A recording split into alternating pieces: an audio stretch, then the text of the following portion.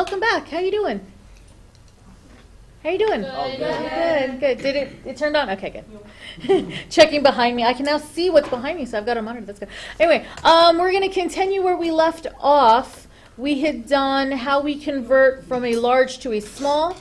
We did how we convert from a small to a large. And up next is going to be another hot tip.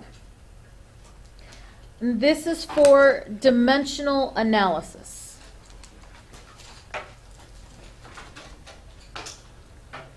Just zooming in there. Oh, come on, pen.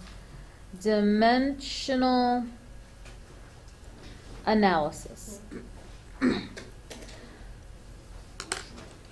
going to go straight into the example. So an example of something that you could use dimensional analysis.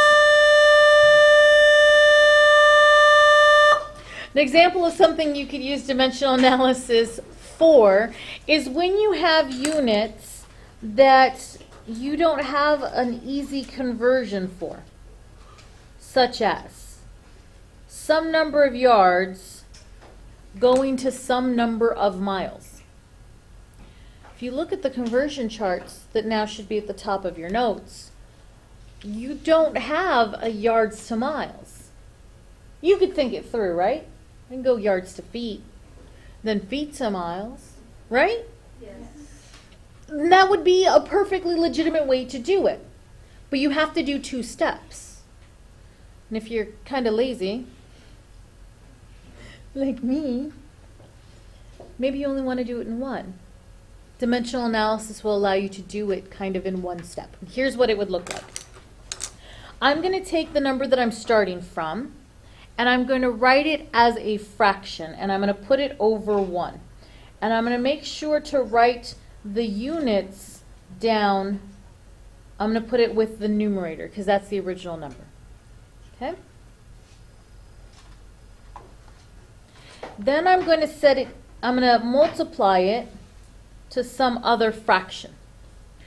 The fraction I'm going to multiply it by is that conversion that we had said originally, that foot to yard thing. How many feet in a yard? 3. So I know there's going to have to be 3 somewhere and a 1 somewhere. And the big question is, what goes where? Because the yards in this first fraction is in the numerator, I want the yard in the second fraction to be in the denominator.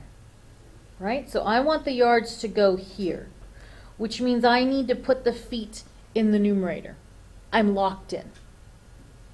How many feet in a yard? 3. So I have 3 feet for 1 yard. All right, I'm not to miles yet, so I have to multiply again, and I need to somehow get to miles. So you see your feet to miles conversion? Yes. All right. I need to cancel out this feet here to be left with miles, so the feet need to be in the denominator. That means the miles are in the numerator. How many feet in a mile? 5,280. That goes with the feet. The 1 goes with the mile. Boom, done. How do I multiply fractions? Cross. Okay. Let me clarify that a little bit. You're not wrong. The situation when that gets used isn't what's presented. The cross multiply happens when between the fractions there's an equal sign.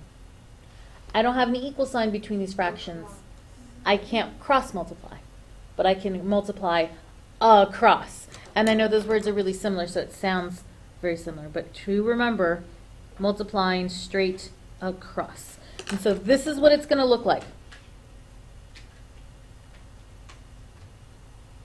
I'm not actually writing down the answer of the multiplication. I'm just writing down that I'm going to multiply.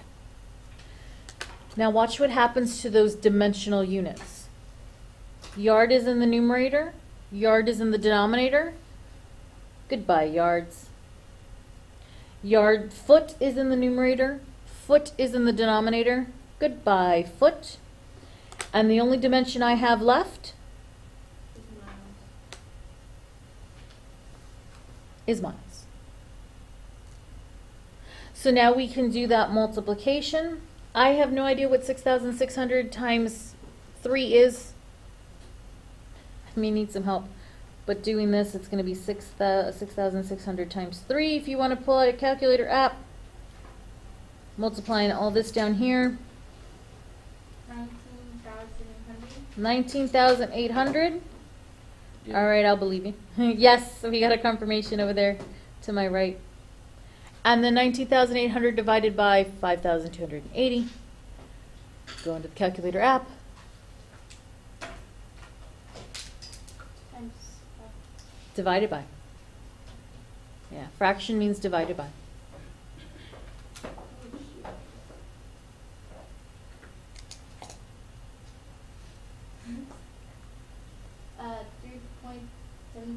3.75. 3.75. Okay, I'll believe you. Because I don't have a calculator at home. There's my answer, 3.75 miles. If you're going to use this somewhere in your classwork, your justification is, I used dimensional analysis. And then you just have to do all of this as your work. Okay? So it shortcuts the amount of justification you're writing, but it increases the amount of work you're showing, right? Whereas the other way, it was really simple. You only had like little arithmetics to show, and then you were done. You didn't have to show like all the fractions, and then the multiplying out, and then the... So it's a trade-off. Both ways are legitimate ways to do it. Neither one is better than the other.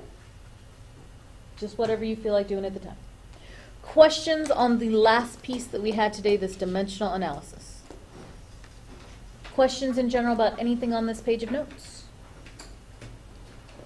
No, ma'am. Oh, wow. All right. Well, thank you very much. I guess we're officially done with this one.